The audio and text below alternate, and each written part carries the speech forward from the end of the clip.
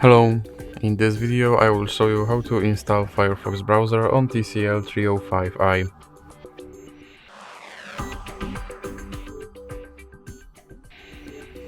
So you have to start with opening your Google Play Store.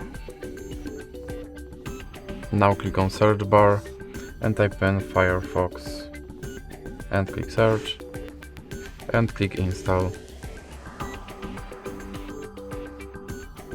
Now you can click open.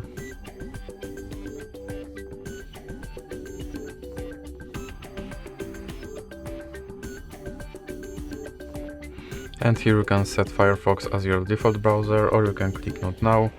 And here you can sign in to quickly switch between devices, or you can click not now again. And your Firefox browser is now installed and ready to use. So that's it for this video. If you liked it, please remember to leave like and subscribe.